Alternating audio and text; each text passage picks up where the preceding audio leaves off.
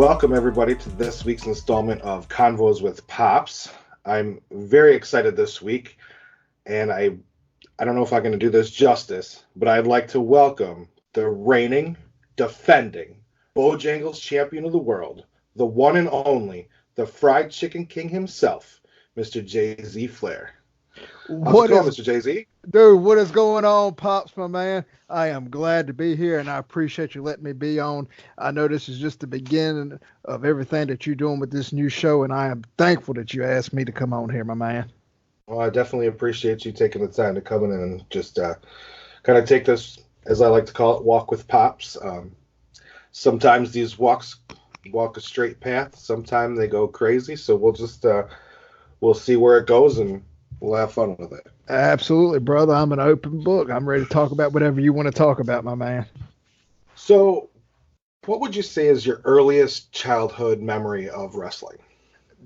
The first things I remember, my man, was my grandmother would have me come over and spend the night with them on Saturday night, so I could go with them to church on Sunday mornings, and we would watch WCW Saturday Night 605. So this is roughly probably 96, 97, somewhere along in there. And I didn't watch it all the time. And I remember Scott Hall putting somebody in the Razor's Edge around about that time, and I was hooked. I was hooked at that point. And more likely, my grandmother was watching it just to see the men, and just invited me to come watch. And I mean, I enjoyed it, and I was hooked.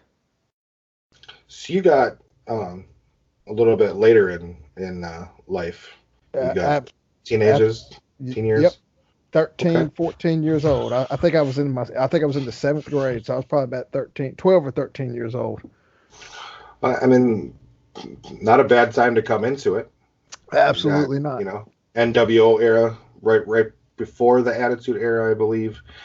So, and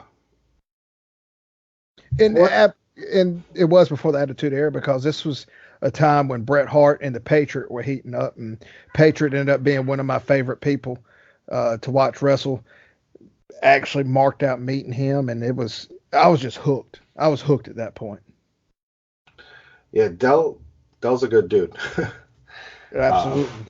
I enjoyed watching him too. I believe that my first introduction to the Patriot was on ESPN. Used to carry some shows after school, and I'd try to watch that when I got home before the TV got taken over by my grandpa. So was that Global? It might have been Global or AWA. It was one of them. I watched so much wrestling back then. I just tried to consume as much as I could. But so, what are some moments throughout your wrestling fandom that have just really stuck with you? And that could be anything that you watched live, or I don't know if you're anything like me, you've gone back and watched things that you hadn't seen before you started watching, things like that. Two that really stick out to me. One I actually saw when it happened live, and that was the Raw after WrestleMania 14, when Stone Cold was handed that blue Big Eagle block logo belt, and he took that winged eagle and he chunked it at the feet of Vince McMahon, and Vince picked his feet up real quick because he's acting like it hurt his feet or whatnot, and Stone Cold started showing off the belt. That's one that really sticks out in my mind, because the Big Eagle was a belt that got me into wanting to collect belts. Another one that I always go back and love, and it's my favorite match, is Stone Cold versus Bret Hart at WrestleMania 13. When he looks up and that blood is flowing from his face, that is probably the most iconic moment in wrestling, in my opinion, because I believe that is the best match that the WWF has ever had. That would be hard to argue. That was one of those matches that I think things happened that weren't really approved, I guess. But you had two guys that just went out and said, you know what, fuck it. Let's just do what we do, and who's going to complain about it? Absolutely. One of those times that it sounds like Vince McMahon should have let them do what they wanted to do, and he just didn't. And they did it anyway, and it turned out to be for the damn best. 100% for the best, because that blood is what made that match. Definitely. That's funny that you said that. I'm not a big blood and guts guy, but when it happens type thing. Did you happen to catch Cody versus Dustin? Absolutely. I was there live for Okay, I should have known that. it. Anyway, do you think that the blood made that match better than it really was? Absolutely. Absolutely. Yeah, And it was used properly. You know, right, and obviously they're brothers. Obviously they know each other's medical history, and I doubt Dustin would ever put his brother in any type of, you know, harm or bloodborne pathogen kind of deal. And right. it adds to it, man. It really does. And it should not be used in every match. It shouldn't be used at every show. It shouldn't be used once a month. It should only be used when it's helping furtherment of the match and helping it get over. You don't need it in every hardcore match, but those moments are iconic, and that's something people are not going to forget. They're brothers. They're obviously brothers. So that, in my opinion, it feels like, okay, well, they're spilling each other's blood. It added another element to that match, and I doubt Dustin Rhodes expected to get that much blood, much blood on that, Yeah, but he yeah. I got a think damn gusher. Yeah, I think he cut a little deep on that. Yeah, in that scene with Cody talking to him afterwards, where his blonde hair is just dyed copper with the dried blood, and it, to me, the match was okay, but the blood made it great, which Absolutely. is which is really sad to say because they really did put a hell of a show on. So kind of keeping it on current with AEW. Uh, do you think that they have a viable chance to really compete with WWE right now when they hit TV, like the whole Twitterverse is trying to say? No, Or do you think they're more like me, where let's see where you're at in 5 years? I I don't think they're going to be able to compete to a degree.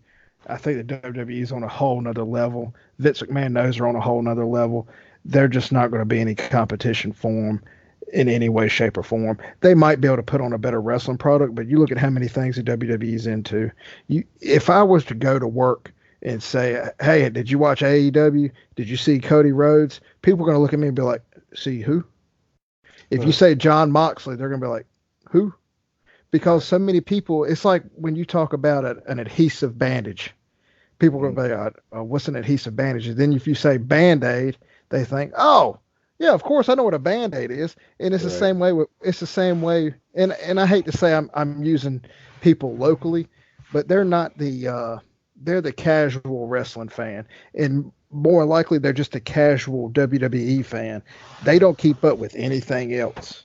And until AEW really gets pumping, I don't see them curtailing much of WWE, especially on NXT on a night of NXT, because it seems like the two shows that AEW has put out compared to the uh, NXT takeovers just doesn't compare. And I was there live. I was there live for All In. I was there live for Double or Nothing, and the NXT show kept me glued in better. right. Yeah, Triple H has something very special with NXT, but I do kind of appreciate, whether they want to admit it or not, that AEW kind of followed in the formatting of their quote unquote pay per view specials like they were takeovers. Keeping it a short match card, keeping it a short time card. Um, I heard Conrad and Tony talked about it this week. SummerSlam, all the big WWE events, they're investments. You have to invest a bunch of your day, time, and energy into watching them. So to keep it short at like a 2.5 hours, that and keep everything rolling, to me is kind of the way you need to be. Um, and I know that you are a Ric Flair guy, Absolutely. and I know that you've done your homework on NWA. Yes, sir. So as excited as I am that AEW is coming around in October, I think I'm even more excited that NWA is coming back and they're going to do some studio tapings for TV. I think a really good old school television show with new guys is going to be a little bit more eye catching than a bunch of flashy pot shot takers that you have in AEW. And I think that's some of my concern with AEW is the fact that they're going for such a I don't want to say a liberal fan base, but that seems to be what they're going for. They're trying to go to make internet fans happy, and a lot of these people, I take that back. I ain't gonna say a lot, but some of these people always try to find the streams for free, and I've seen it numerous times on Twitter. People asking, "Hey, has anybody got a stream for Double or Nothing or a hookup for the Fight app?" And you know. And I'm glad they have found they're aiming towards a fan base, but it might not be the most fan base because all in all, yeah, AEW is going to be about wrestling, but they're still a business and they're still going to be trying to make money. And you're not going to make money like that. And then I'm scared for them because there's going to be some people that don't want to advertise on TNT for AEW because of some of their transgender wrestlers. And I see that being a issue because a good majority of people that live in America aren't ready to embrace that lifestyle yet. They're not ready to bring that into their home, and it's going to cause them issues. Yeah, I guess that's a whole nother topic that we might want to discuss privately. And I understand that because I don't particularly like getting into politics. But then politics are going to play heavily into what AEW does because, like I said, they're a business, and people are not going to. There are some people that their businesses they're not going to have a part of something like that, which is really sad, but it is what it is. Right. And the only reason I really said that maybe that's a discussion for like privately is because it seems, and this is going to get way off of the wrestling topic, but I guess it can be part of it too, but it doesn't really matter what anyone says. Somebody's going to take it like they meant it a different way. Absolutely. People get easily offended at anything you say, even because I don't know. I really don't know. I wish I knew why, but it's true. It is. Yeah. And you're gonna have a split of people that are. Anything you say right now, if you say you're pro-gun, anti-gun, you're going to split 50 down the middle. You say you're pro-abortion, anti-abortion, you're going to split your listeners 50 down the middle. So you running a political base like that, what they seem to be doing is going to split your audience automatically 50-50. And that's not a good business decision. It's not, because some people cannot overlook some things. Yes, and the funny thing is, as a kind of like numbers guy, you spit numbers here. If you split that 50-50, so you have 50% of your fan base, only about 25% of them are going to pay for your product because 25% are going to look for, or actually take that 50 and you cut that in half, and you're going to get 25% of your business is paid for and 25% of your business is not because they're looking for the free streaming. Absolutely. And it's not hard to find. And all right, so growing up, I have, and this might come to a shock to people, but growing up, I never attended a WWE event. The only thing I really bought was a few championship belts and a few action figures. I never went to a show. I never bought a pay-per-view. My first pay-per-view that I bought was WrestleMania 30, and that's because it came with the network.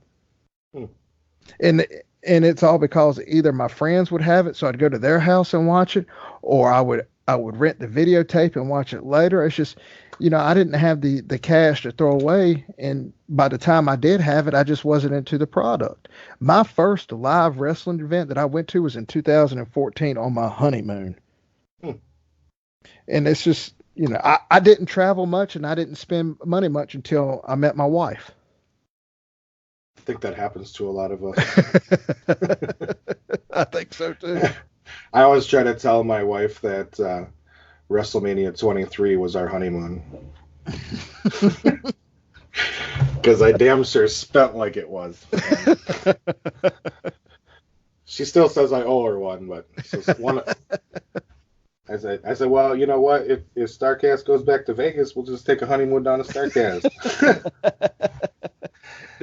Look, I have learned one thing. My dad, and I didn't believe it when I was coming up, but my dad always told me if she ain't happy, ain't nobody happy. And brother, that shit is a shoot. Yeah, and I got a daughter in the house too, so if one, it don't matter. They both got to be happy in my house, sir. But um, I think thinking back to the little bit of math thing, I think I'd hit everyone with a little bit of Steiner math, but they'll figure it out what I'm talking about. I, Uh, I followed you pretty well. I think you're right on the right track with the math. So, so, uh, well, speaking of your wife, I mean, you're a non-blue checked public figure on Twitter, where I think some of the guys and I'll get on that and we'll get you blue checked here soon. Your wife seems very tolerable of your wrestling fandom. Is she a absolutely. fan too? She enjoys going to the events. She enjoys watching the TV shows with me. She's not a big fan of it. Like sometimes I have to explain to her who people are numerous times or whatnot. She enjoyed when Gouge, which is a local promotion here in North Carolina, they were running quite regularly for a while until several of the places that they were going to went out of business. Uh, she really got into that because they had great storylines.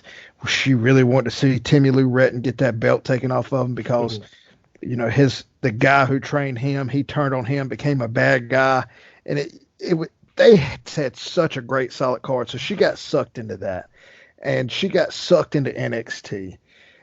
So anytime I turn on a takeover, she's going to be glued to it. Much aside from that, she can't get into Raw, she can't get into SmackDown because she can't follow the storylines because we don't watch it religiously. But it's not really her fault because it seems like WWE can't get into their own storylines either. Right. And it's sad because wrestling, it ain't, I don't want to say 50-50, but let's say it's 80% actual wrestling, 20% drama, because that drama is what's going to suck you in and make the match actually interesting. And she just really can't get into it. Now you turn on a Ricochet match and she'll lose her shit because she loves that Cirque du Soleil wrestling Right. because it's eye appealing. It's interesting. It's like a circus. How can you not get interested by that? Right. My wife actually kind of quit watching after Lita and Trish stepped away. She just couldn't really get into anything anymore, which is kind of unfortunate. She thinks it's cool I have a wrestling podcast now. Maybe you should buy her a belt. Yeah. One of these days. I'll get her one of them. Hey, I'll be like, hey, I can't take you on a honeymoon, but here you go. Here's your, world champion wife belt. So I'm going to ask you about your opinion on the current world champions. Now, I know AEW doesn't have one. Dude, you know who it's going to be at AEW. You know. Who do you think it's going to be for? Tell me who. You know what? There's a reason why I didn't spend $220 on the Wrestle Travel deal that they just put out today, because I really, really wanted to be Hangman. Yeah. And I'm smart enough to know that it's going to be Jericho. You think? See, I think it's going to be Hangman. Like, I really, really want it to be Hangman because I think for the future of the company, that would be great. But as a company that's getting kicked off, that regardless of what they tell everybody, they want mainstream views. If they didn't, they wouldn't have spent the money on Jericho and Moxley like they did. 100%. So I think having a big named, well-known throughout the whole world star, that Jericho is the smart option. And I understand it. And you think they'll make money on the chase of Hangman chasing Jericho down for the belt.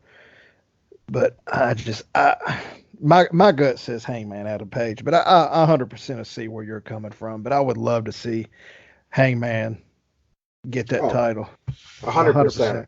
And I've met Hangman before. Can't tell you how or where, because we don't discuss employment. Yeah, we don't. But he was a super nice guy. Yeah. Um, yeah, and I hope I'm wrong. I'm a big Jericho fan. I don't want to sound like I'm not. I appreciate his entire body of work, and I mean, hell, the man's I think 49, 50 years old, and he's almost to me, other than his initial '90s run when he became like the Lion Tamer. I think he's on the run of his career right now, which is he had a monster career in WWE, so that's saying a lot. I think when fans who are like me and you, when we first started as teenagers and kids, Mhm. and more than likely like teenagers, when they get to be in their 40s and 50s, Jericho is going to be one of the names that's on their Mount Rushmore, because the man's career has spanned so far what, almost 3 decades, got to be close. And you Yeah. think about it, he came from the bottom in WCW, worked his way up. You cannot tell me that when you watch Nitro back then, that when he was doing that run against Goldberg, calling him Greenberg and whatnot, it was phenomenal. Hmm. Absolutely phenomenal. Because I remember him holding that television belt, pointing at the camera and saying, I am your champion. He might be the world champion, but I am your champion at home because you're watching me on your TV. And then he went to WWF. Absolutely phenomenal run there. The first undisputed champion, numerous intercontinental championships, just an amazing talent. Comes back, has a great run with Kevin Owens, and now he's going to another company and help build them up. I'm sure he's going to get a run with that championship belt. I don't know how you couldn't put it on him at least once, but he's going to be a definite up there legend. I mean, he's going to be up there with Stone Cold, Hulk Hogan, Ric Flair, and The Rock. Ain't no doubt in my mind. Yeah. And it's funny, he's also the only person I think that can say that he actually beat Stone Cold and The Rock on the same night. Absolutely. Like Absolutely. that's like just to think about it is crazy. Um, it's funny that you brought up Mount Rushmore and like way in the future. I believe I just said, and I almost had a heart attack when it came out of my mouth, but I think in about 15, 20 years, I think people are going to be talking about Johnny Gargano in the way that guys like us talk about Ric Flair. Oh, no kidding. Yeah, I And really do. the man's got his style of his own, and I love his ring gear. Love it. That Weapon X or Wolverine ring gear, whatever you want to call it, he wore at the last Yeah, takeover. I absolutely loved. yeah. Loved it. He definitely knows. He knows the wrestling part of it.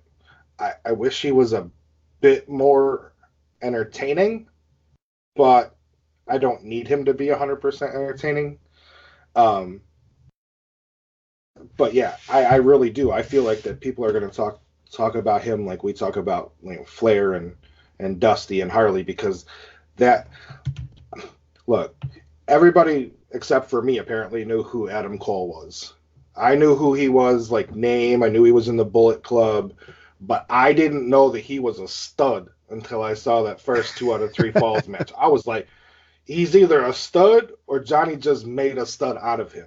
Yeah. Like, and he did the same thing with Ciampa. Ciampa was a stud, but I think Ciampa got leveled up because of the feud with Johnny. So I hope that Johnny gets a huge check to stay in NXT and never leaves because there's no way that he can do what he does on the main roster. It's just as long as the old man's there, it's just not plausible. Nah, he needs to stay where he's at.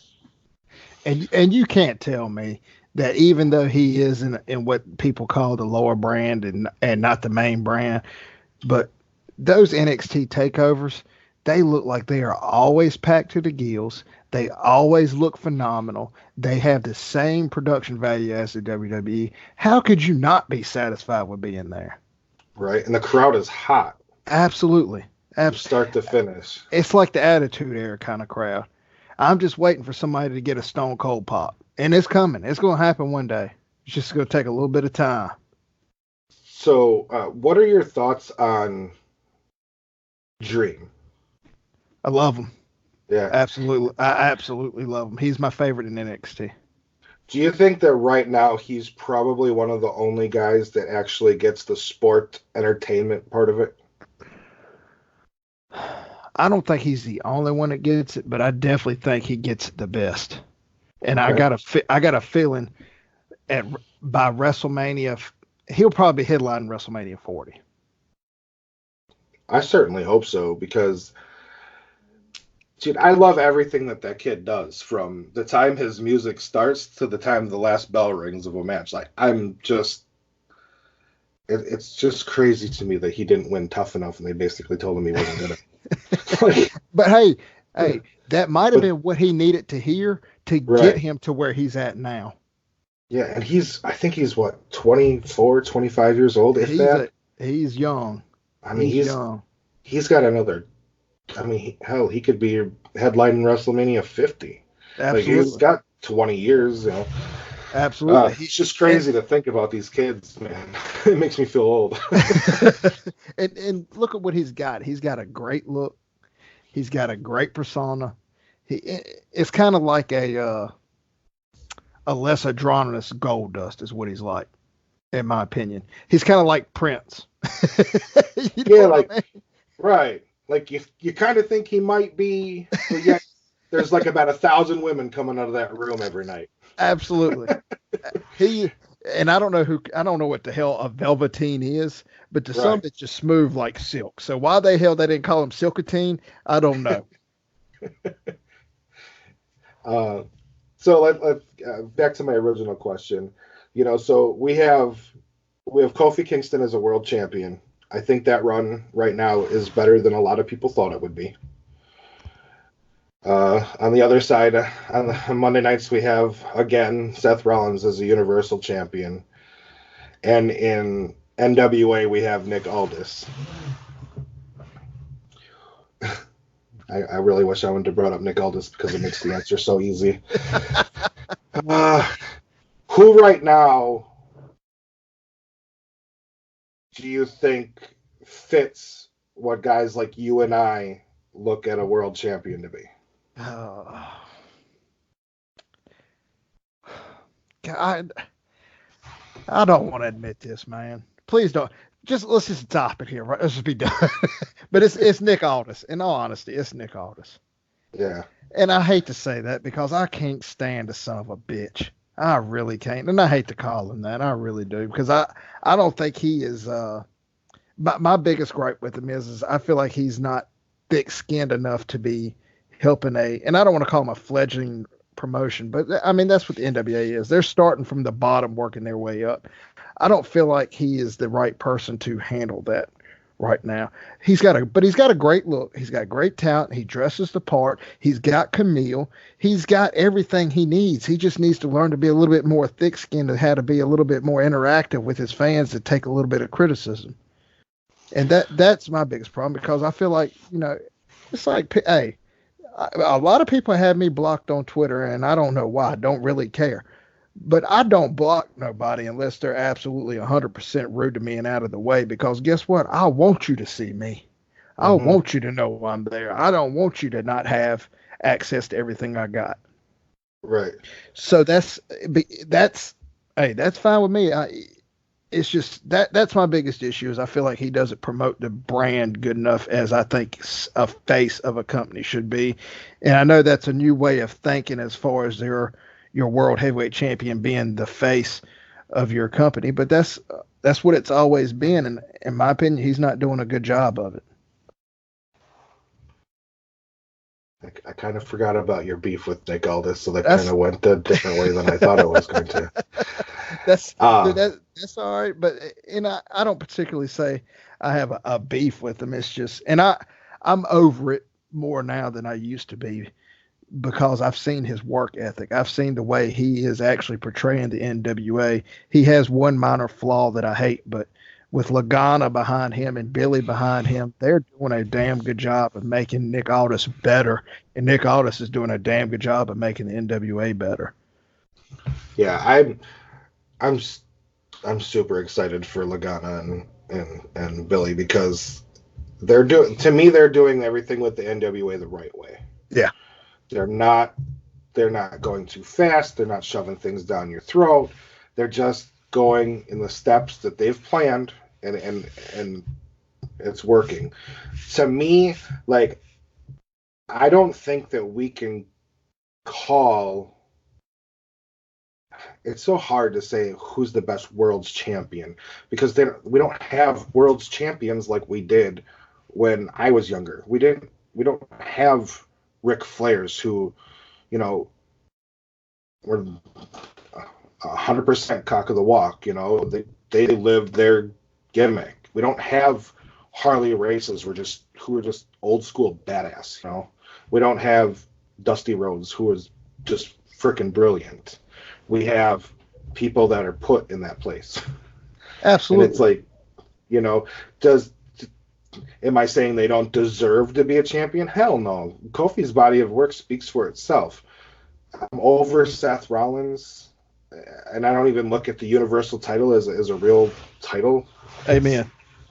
A fictional title that was made up and then held hostage for 3 years. And, you know, it pains me to think about the Universal Championship as it is now, and then think about what it could have been had Finn not been hurt. Yeah. You know, because if Finn had not been hurt and had to give it up the night after he was the first champion, it could have been. I mean, we could have seen the Demon defend it. I mean, there could have been some lineage added to it, but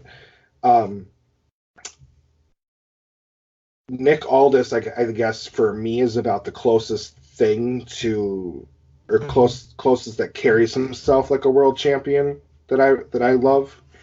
I met him at Starrcast 1 very briefly. He didn't have to stop and talk to me, but he did. I thought that was pretty cool. But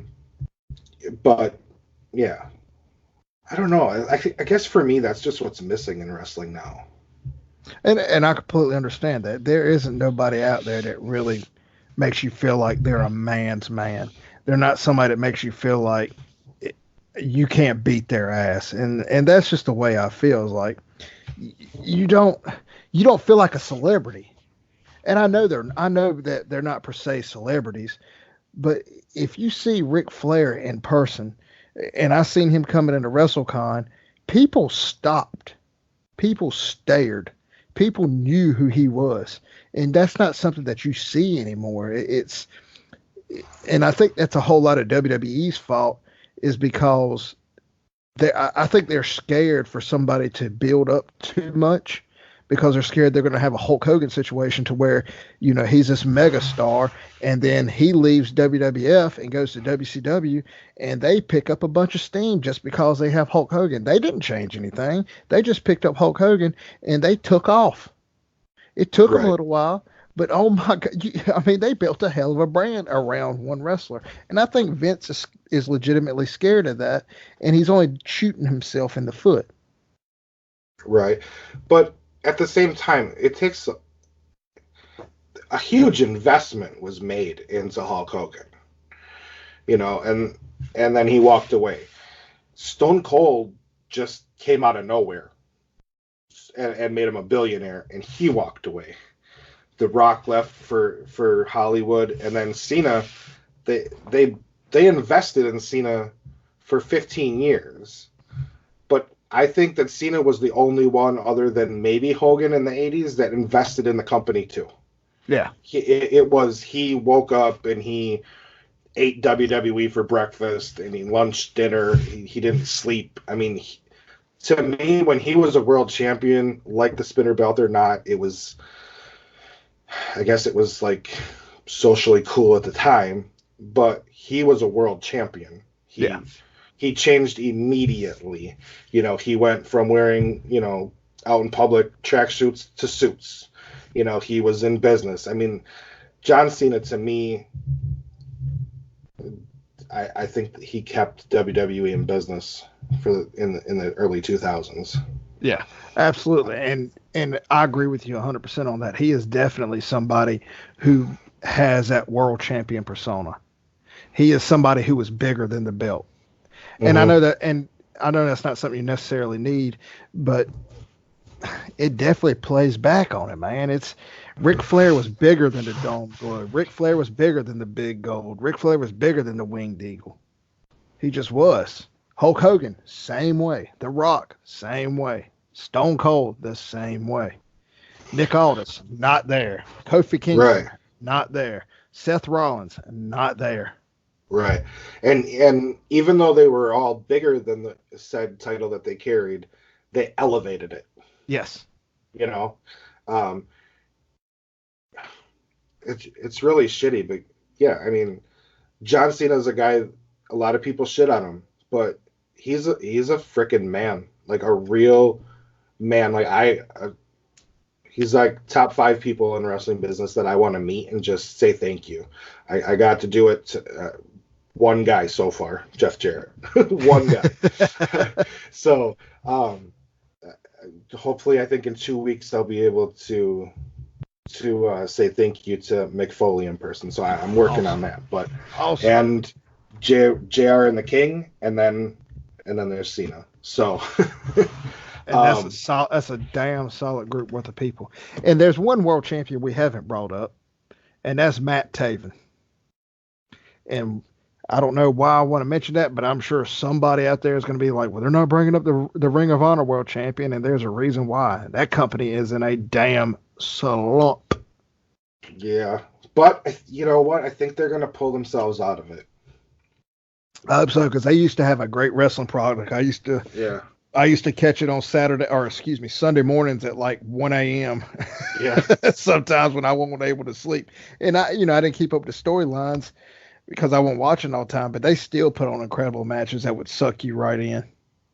Yeah, they're one company that either if they can't survive, I hope that WWE swoops in and spends the money. Yeah. Or hell, even Lagana, like have the NWA just merge with them. Absolutely. I mean, they'd have a hell of a talent roster. I'm excited for the NWA's talent roster. Lagana said on Busted Open that they haven't even they're not even exposing half of their roster yet. Well, good. So. They shouldn't. They shouldn't. I mean, you think about how popular people or how popular it was and how much people were shocked when Lex Luger come out on Nitro. Come on, or X-Pac come out on Raw. It's an amazing thing to keep secrets, and it's hard to do now. It really is. Yeah, it is, because it always seems like one person seems to get the information, and I'm not going to say his name on my show because it doesn't come out of my mouth. So. FDM, I'll just say that. What keeps you interested in wrestling? I think it's the variety. I really do, because if you get tired of one product, dude, there are so many of them out there, and Twitter really helps as well, because if you miss something, somebody's liable to post it, and you're going to be able to find a link to it and be able to watch it. I've made friends with so many wrestlers. I've got so many wrestling followers on Twitter, and they always engaging. The championship belts definitely keep me interested, and Camille really keeps me interested. Yeah, you ain't lying about that. If anybody out there is this is gonna sound bad, but if you're sleeping on Camille Brickhouse, you are. Time to wake up. Wake up, motherfucker. Wake up. Because she is definitely the right piece to the oldest puzzle. Absolutely. So, gives them I ain't gonna say charisma, but gives them that ability to have a second look at them. Or the optical illusion that people are looking at him a second time when they're actually really looking at her. That is, she's such a sweet woman too. It's crazy. Absolutely, she is. So, and to go back to about my wife, and we were talking about, what got her interested in wrestling, what keeps her interested. At All In, when Cody Rhodes won that NWA World Championship, I had told her what the deal was, why that belt meant something to him, about how Cody's dad had won it and whatnot. She actually cried. She was actually touched. And that's something that you don't really get in wrestling much anymore, is that kind of story. Right. I knew going into that Cody was going to win, because it just made sense. The story needed to be written that way. Yep. And I still got goosebumps. Yep. How could you not? Right. I mean, I literally I raced home because I only went to Starcast 1 for Friday night. And I left Saturday afternoon and I raced home so I would make sure that I was home and in my basement on time to watch from the beginning. So, yeah, I mean, that's the problem that I have with Cody, because I love Cody and Cody can tell stories, but he's these guys, these four guys, the EVPs or whatever you want to call them. I don't know how you can have four or whatever, but they want to take pot shots every time they have a microphone, every time they have their phone in their hand. They want to take a pot shot at WWE, and it just, to me, it's almost to the point where it's making them look foolish. Yeah, I understand. You know, when Omega came out, and I am not the biggest Kenny Omega fan. I understand that he's a brilliant performer. It's just not for me. I don't know. Queen's going to hear this and she's going to probably kill me when I see her in 2 weeks. But when he came out on Twitter and he basically threw a little temper tantrum that WWE was going to counter program them for that charity show, I was like, are you kidding me? You're coming out, you're taking pot shots, and you don't. This is them saying, hey, we see you. Yeah.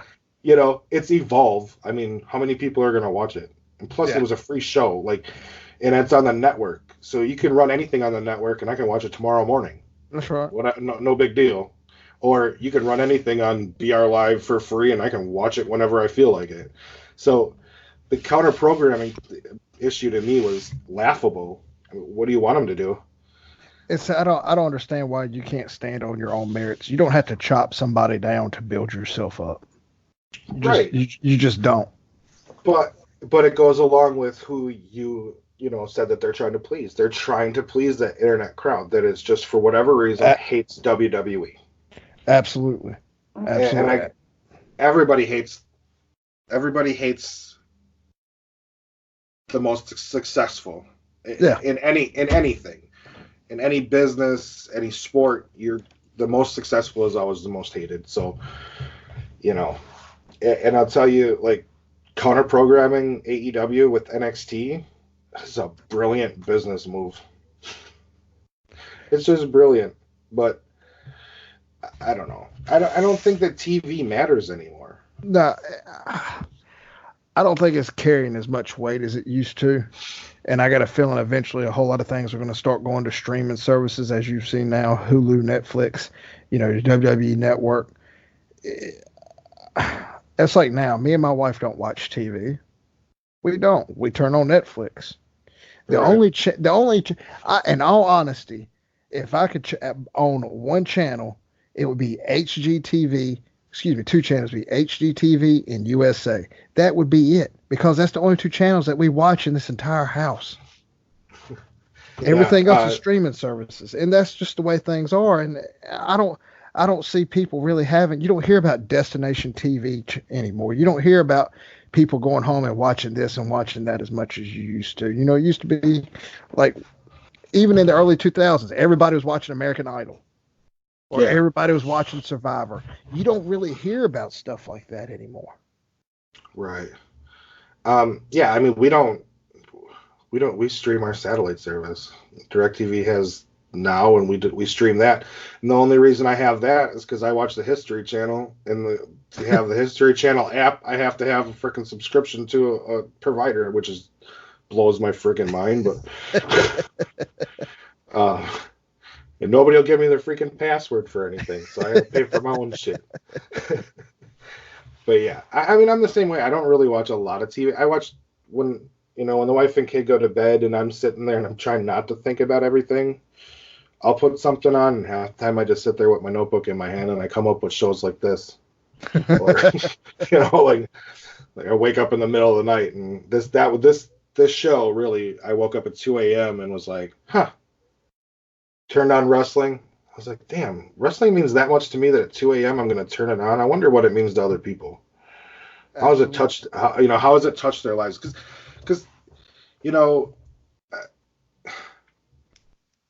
I think every sport has their moments that people are like, "Hey, that's it for me." But wrestling has thousands of moments for everybody. So how has wrestling personally affected you? So I have gained a lot of friends in the past 5 years because of wrestling. 8 years. God, yeah, 2012. It is. Time flies, don't it? So, I mean, you think about it. I'm friends with like people like Super Dave Miller, Dave Hancock, Dave Silva, Randy Jackson, Dave Milliken, a lot of damn Daves. Uh, Right, and Con- all really good dudes. Absolutely, Conrad Thompson. If you would have told me back in 1997, 1998 that I would have Eric Bischoff's and Tony Schiavone's and Bruce Pritchard's number, I would have been like, well, A, who the fuck is Bruce Pritchard? And and B, there's no way. There is no way. And it's become something where, I enjoy wrestling, but now I have great friendships with people all over the United States, all over the world. Hell, not even just the United States. And here's a great story is so I was having an issue with my old Samsung phone, and I asked the guys that I knew worked for Samsung. I said, "What do I need to do?" He said, "Go to your local Best Buy and tell them to do this, this, and this." I said, "All right." So I went there. I told the guy what I had, and I needed this, this, and this done. He looked at me like I had five eyes in my face and said, "I don't know what you're talking about." And so I called the guy back up, and I told him, and he said, "All right, which store you at?" And I told him. He said, "All right." So about 10 minutes later, I'm walking around the store. They call me over the intercom. I go up there, and the guy does exactly like he said and didn't charge me a dime. So it's friendships like that that have changed my life. It's trips I have gone on to Chicago where I met you. There's Hmm. trips I've been to Las Vegas. I have been to New York. I have been to Alabama. I have been to Charlotte numerous times. I've been to Baltimore. It's absolutely insane the places I have been to hang out with friends over something as simple as wrestling. And I talk to these people every day. Right. It's I'm been a life. It's been an absolute life changer for me in the past decade. yeah, and I kind of feel the same. Like I try to enjoy wrestling like I used to when I was a kid, and it just doesn't have that same feeling. But I've met so many people over the last year that make me want to still watch because I feel like if I don't watch wrestling anymore, I might not talk to them ever again.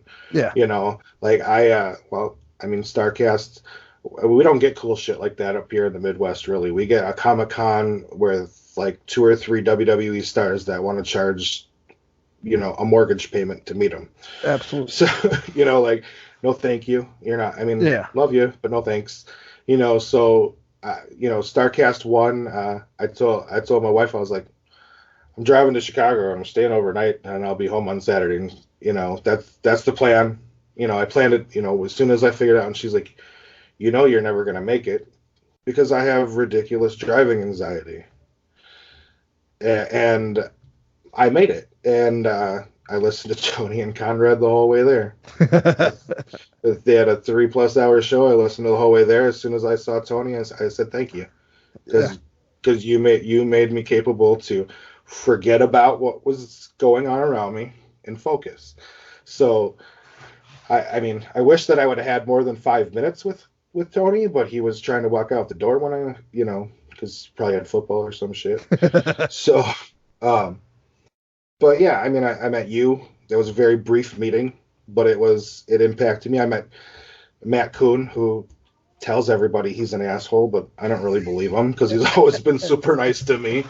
Um, in fact, I'm going to be trying to work on schedules with him to get him on the show too. He- But yeah, he's a fucking teddy bear. Don't let that son bitch fool you. I think yeah, the world of Matt. yeah. I mean, well, I mean, we were both outside smoking a cigarette, looking at each other like, why are we doing this? It's too fucking hot for two fat people to be out here. So, but yeah, I mean, yeah, personal relationships. I think that's where wrestling is with me right now too.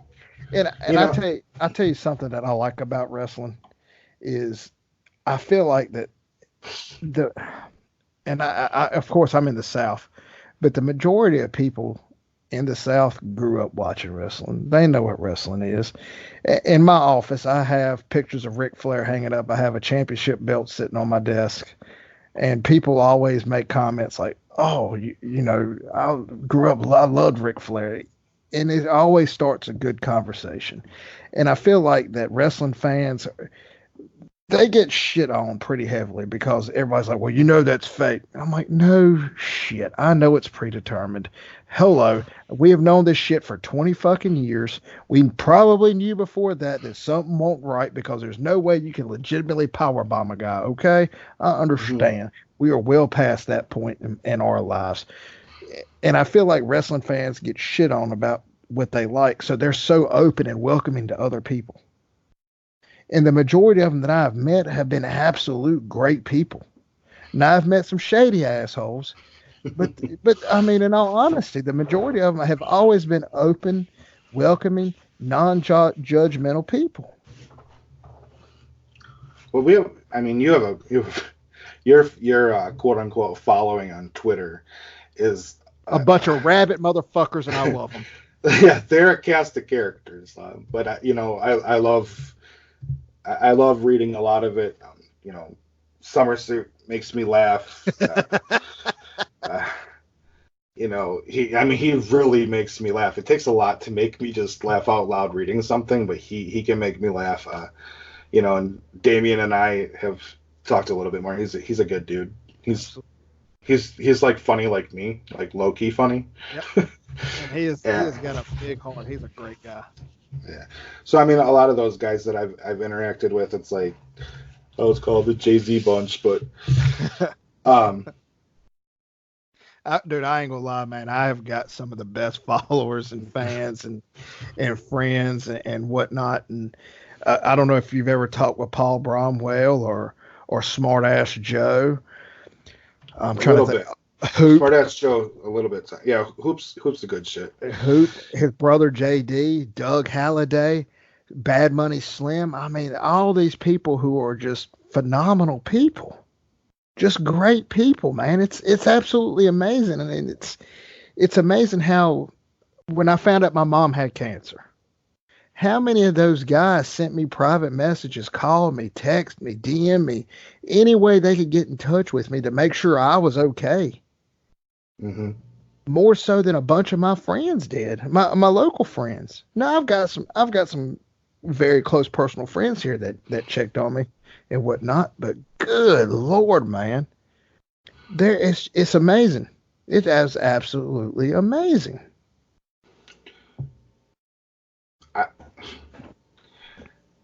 I'd like to say that's our generation, but there's such a mixed variety of ages in your following that you can't even say it's just that generation. Dude, they're just good ass people. And it's because everybody loves fucking fried chicken. You know what? Literally, I think I'm gonna order that Sundays are for shirt for my grandma because my grandma is 91 years old, and literally, if you take her out to dinner, she's like, "They got fried chicken." Up here we call it roasted chicken, but it's the same thing. I know you pretty much are one of my biggest fans too, and you're always interacting with me. And people always ask me, why don't you ever follow me or whatever? And most time I end up following if they ask me to or whatnot. But I like to follow people who interact with me. That's what I want. I'm not on Twitter just to gloat and brag about what I got. I like the interaction, man. I love it.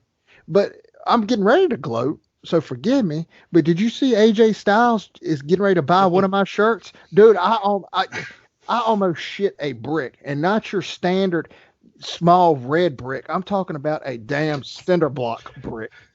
Yes, I did. Remember, I asked if we could still be friends. Oh, that's right. Absolutely. You know, Absolutely. I'm because sorry. because I'll tell you what, I got some new stuff coming down the pipe with our artist Chris from North Carolina. That if somebody wants to wear that shirt, I don't know, I might have to reconsider friendships too. Well, uh, that goes back, and I know, I mean, you probably ain't the biggest baseball fans or football fans or whatnot, but I you don't see football players wearing fantasy football shirts on their. nope. Oh, you see, it's amazing how wrestling can intercede with each other, interact with each other. hmm and it's funny too, because I mean, you who would have thought, right? Yeah, You come up with this great saying, put it on a shirt, and all of a sudden you got AJ Styles wanting to order one. uh, uh, I mean, and and you know what right? chaps my ass about the whole thing? hmm My wife came up with that saying. And she sure as hell don't mind reminding me every time somebody buys that shirt. right. And it's to the point. All right, so we went to New Orleans this weekend, or excuse me, hmm last weekend, and she wore her hoodie that says Sundays are for Jesus, fried chicken and naps, and I wore my fried chicken and chill shirt. And we got stopped so many times by people thought those shirts were great. They thought they were funny. They wanted to know where we got them at. I was typing my website into people's phones. It got so bad to the point my wife's like, when we get home, you're going to order business cards and you're going to carry them around with you because I'm tired of seeing you grab people's phones. I'm tired of you telling people where to find them at. I'm tired of it. And you just need to hand them a business card and say, hey, here it is. Here it is. Here it is. I'm like, I can't argue with that. Right. I know. I still need to order the Funhouse shirt. Absolutely. Did did It's my did Doug mother-in-law's do that for favorite you? shirt. Did Doug do Uh that artwork for you? no, that was actually Josiah What For Apparel. Josiah is awesome dude. And He is so easy to work with too. the, what so I we did a ghost tour in New Orleans and I told the guy about my shirt store. And I said, dude, I said, this is what you need to do. And he looked at me like I was crazy. He was like, and you don't have to pay anything. I'm like, no, I don't pay a dime. I Right. don't. I just hit up Josiah. I said, hey, I want this on a shirt. And so I said, let me get your phone number. Let me give it to Josiah and let him get in contact with you. And he could tell you, because I've been drinking a little bit and I was probably slurring my speech a little bit. But that's, That's it's vacation. absolutely. But Josiah does great work. He has great customer service. So I sent two shirts off to a guy named The Ability on Twitter. He's got, I think it's MS or spinal bifida. I can't remember, but he is a handicapped young man who works out like a beast. And I mean, this dude is cut up, ripped up like a some bitch. And I said, dude, I love what you're doing. I said, let me send you two shirts. He said, all right. So I sent him two shirts. They got lost in the mail, never got delivered. Josiah hit him up and said, hey, man, we'll replace those for free. Didn't charge me a dime, didn't charge him another dime. Just took care of it. No questions asked. None. Not a one. He just took care of it. And it all goes back to what? Wrestling. Exactly. And just to kind of brag on Josiah a little bit, their new interface, I guess, or back office, whatever you want to call it, that they're going to roll out for not only just current partners with them, but new partners is amazing. And we don't need to give too much away because I just got my information this week. I haven't even got a chance to log into it. I'm going to do it this weekend, but I'm excited to actually be able to see everything that's getting ready to happen. And I was on his podcast that has not released yet, and I let go a little bit of a tidbit of a contest I'm getting ready to launch come next week. Is it all right if I share it on your show? You will, because by the time this show comes out, the contest will be over, so we can talk about it. Oh, well, now the contest ain't going to end till next month, till September 30th. Oh, yeah, then definitely. Go ahead. Absolutely. Appreciate it, brother. So here's the deal. I'm going to put out a hashtag, and my goal is to say, hey, you buy a shirt after Monday, you use this hashtag. Whoever gets the most retweets, I'm going to freeze, bag, and tag 5 Cajun fillets, and I'm going to send them to your fucking house. I got all these people that are like, man, I got to try some Bojangles. I got to try it. Well, guess what? Here's your chance on me. I'm going to send you 5 on the house. Well, shit. I mean, you hear that, everybody? you buy a shirt, you get that shit retweeted, and you get some free chicken. Absolutely. I mean, absolutely. 5 of them, brother. 5 of them. Yeah. Go ahead.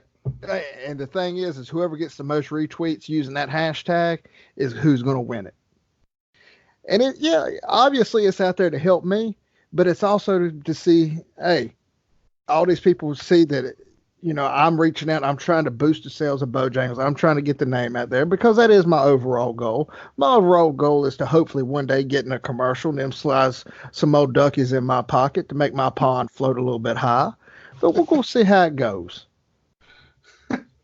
I was thinking.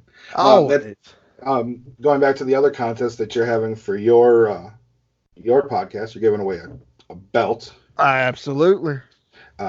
There's a few people that think they've won that belt already. Absolutely. I actually, when Damien was on the show, I told him that I had this whole production planned out for this 30-second promo, and then Klondike dropped his, and I was like, fuck it. like legit, I'll show you. Like, I even had like my Popeyes box here. Like, it was, and then he dropped out. I was like, I'm done. I'm not even, forget it. That first promo when he's out in the rain talking about how he buried his dog or some shit. I was like, you got it, brother. Plus, you look scary as shit, so I don't want to mess with you. And I was so shocked. I'd actually met him before, and I was so shocked when he actually posted a real picture of himself. I was like, oh, he's serious. He done got real serious about this. Because he was never going to post a picture of himself, and I don't know why. He's not like he's a grotesque son of a bitch. He's a great, super nice guy. Good looking dude. Yeah, an absolute nice guy, absolute sweetheart of a guy. He still has that like look where you don't want to really fuck with him. like okay, not to low key shit on people here, but if I have a choice between like Summersuit Tim and Klondike Bill, and I got to fight one of them to get out of the building.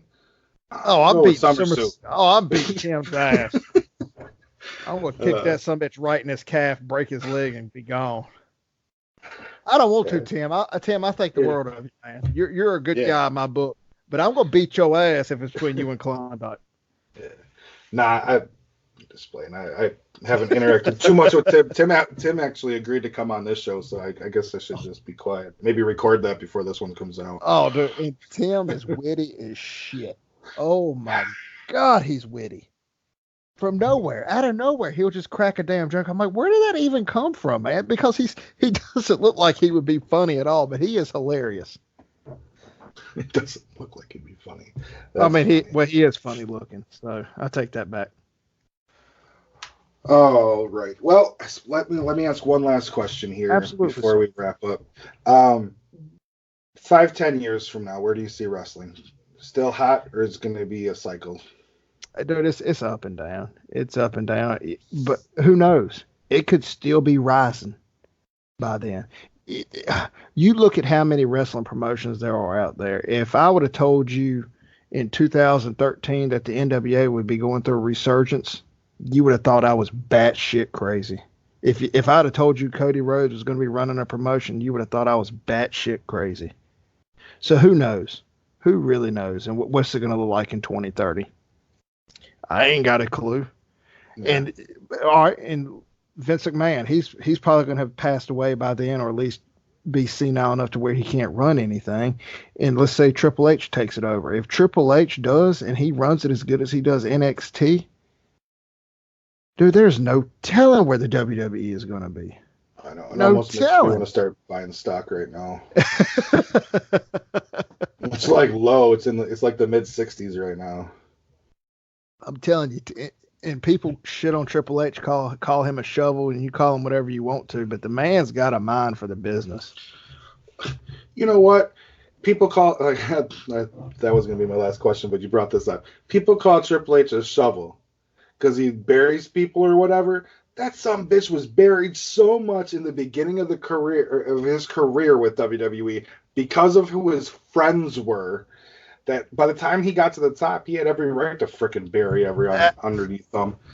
Like that. Absolutely. And I'll never say he will be I still don't think he is like a Shawn Michaels, obviously, or Ric Flair or Stone Cold. He is never going to be that. He was never an iconic person. But behind the scenes, he is going to be one of the greats. I think his behind the scenes work is going to highly, highly outshadow his in-ring work. 100%. No doubt in my mind. And if my best friend heard me say that, he would come kick my ass because he is the biggest Triple H fan on earth. But still, it's just he's going to be the resurgence of the WWE, in my opinion, if he gets them reigns. I can't argue with you there. Well, I think we might have to have you come back for a part 2, sir. Absolutely, man. Absolutely. And like I said, you always work well with my schedule. You are never pushy. Anybody out there that if Pops asks you to come on his show, jump on it. The man is wonderful. Oh, I appreciate that, sir. Absolutely. Well, that's it for this week's episode of Convos with Pops. I hope you enjoyed it. Get yourself a t-shirt. Jay-Z will let you know where you can find him and where you can find his t-shirts, and then I'll give you a little bit of info about me. Absolutely. I'm on Twitter at JZ_Flair. My t-shirt store is at www.jzflair.com/store. Thanks to Damian Purvis for that hookup and Josiah at What For Apparel for that. And absolutely, if you anywhere near Bojangles, go by there and get you a damn Cajun filet biscuit, my man. It is a dream. And for me, you can find me on Twitter. I changed my Twitter handle a lot, but I'm pretty sure this week it is at DYWTSBPOPS. And check out our What For Apparel store at whatforapparel.com/DYWTSB. And I guess we'll see you all in a couple weeks. Thanks for spending your time with us. Light 'em!